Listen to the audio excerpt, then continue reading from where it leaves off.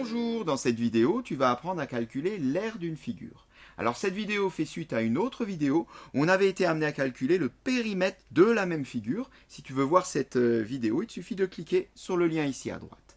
D'ailleurs, qu'est-ce que c'est que le périmètre d'une figure et en quoi le calcul de l'aire est-il différent? Alors pour cela, je rappelle très brièvement que ce qu'on avait dit dans la première vidéo, c'était que le périmètre de la figure, c'est la longueur du tour de la figure. C'est-à-dire on avait fait 9 plus 5, etc. Alors que l'aire, là, il s'agit maintenant de mesurer la surface occupée par la figure. Toute cette zone-là, ce n'est pas du tout la même chose. Là, on est dans un calcul à 2 dimensions. Et pour effectuer des calculs d'aire, eh bien, la plupart du temps, on est amené à utiliser des formules qu'on connaît sur les figures usuelles. Alors, est-ce que cette figure, justement, c'est une figure usuelle, c'est-à-dire une figure classique du type carré, rectangle, triangle, triangle-rectangle, etc. Alors, cette figure, ça s'appelle un pentagone. C'est donc un polygone qui a 5 côtés.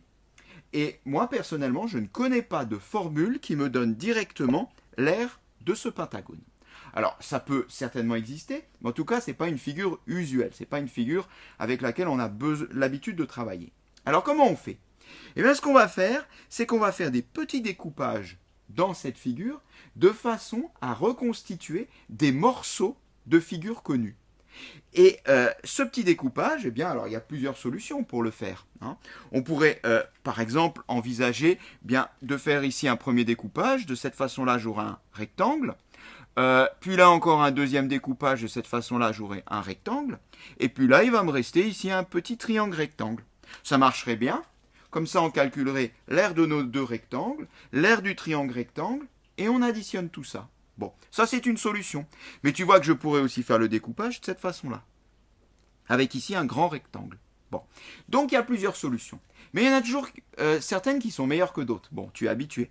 Alors, on va quand même pas s'embêter, on va utiliser la meilleure. Et la meilleure consiste à voir le truc à l'inverse. C'est-à-dire, plutôt que de découper en morceaux et de reconstituer, on va voir ça de façon plus large et on va enlever un petit morceau. Peut-être que tu vois venir le truc. Eh bien, quand je regarde la figure globalement ici, celle-ci, c'est en fait un carré. Donc je parle de la figure qui inclut le petit morceau qui manque. On va le représenter. Voilà, là je pense que tu vois mieux qu'il s'agit d'un carré. Alors on voit bien ici, on a les 3 angles droits, donc si on en a 3, on a le quatrième.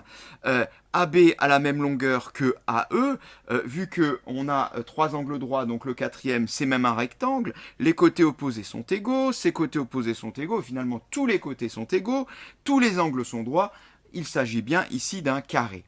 Et la formule pour calculer l'aire d'un carré, elle est facile et elle est assez efficace. C'est côté fois côté, ou côté au carré justement.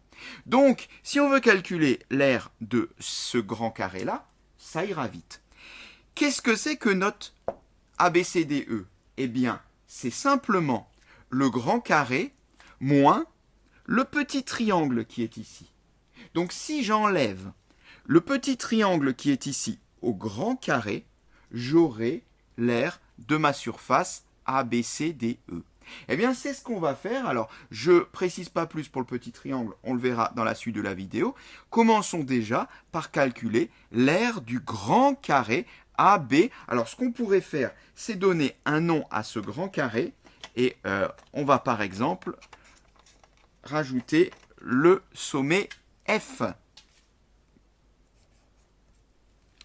De cette façon-là, eh bien, on va commencer par calculer l'aire du grand carré A, B, F, E. Alors, R de A, B, F, E. On rappelle la formule. Eh bien, l'aire d'un carré, c'est côté fois côté ou côté au carré. Donc, appliquons cette formule, côté au carré. Ici, le côté vaut combien? Eh bien, c'est marqué là. Il vaut 9, c'est marqué là également. C'est-à-dire 9 au carré. Eh bien, 9 au carré, c'est 9 fois 9. 9 fois 9, 81. 81. Alors, 81 quoi? On va mettre une unité là derrière.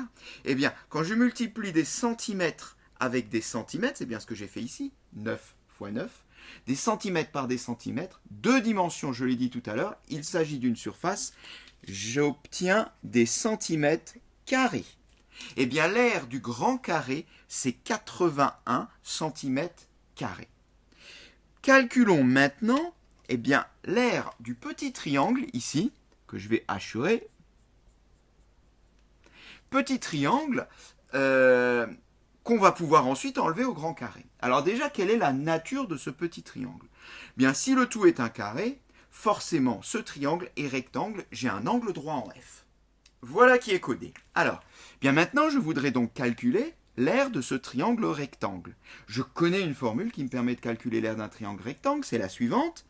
Base fois hauteur, le tout divisé par 2. Base fois hauteur divisé par 2 ou sur 2, c'est comme on veut. Eh bien, appliquons cette formule. R de mon triangle rectangle qui porte un nom, il s'appelle DFC, puisque je me suis arrangé pour pouvoir les nommer, est égal à base multiplié par hauteur divisé par 2 égale. Alors, reste à savoir combien vaut la base, que j'ai appelée petit b, et combien vaut la hauteur, que j'ai appelée petit h.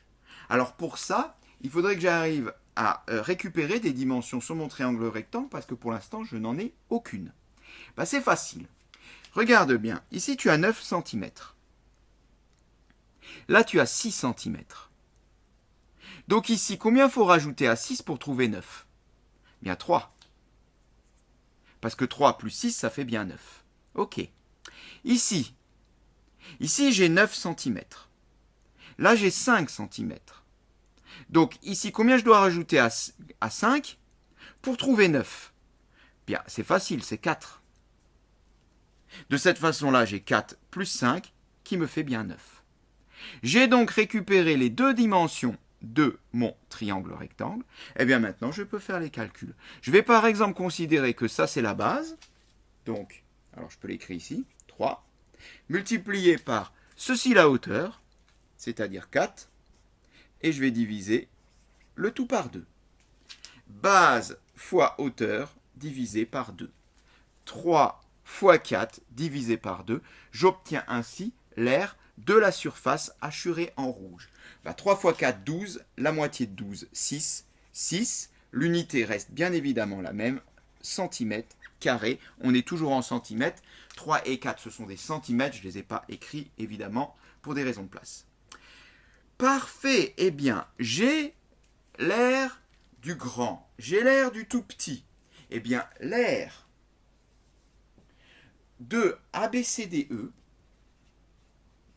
c'est-à-dire l'aire cherchée, est égale à l'aire du tout grand, c'est-à-dire l'aire du carré, qui s'appelait ABFE,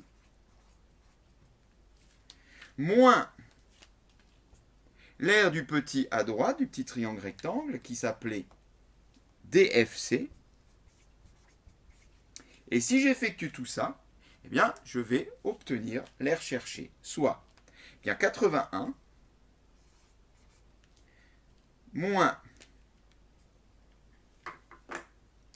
6, et 81 moins 6, ça me donne 75, bien évidemment, centimètres carrés, comme pour les précédents.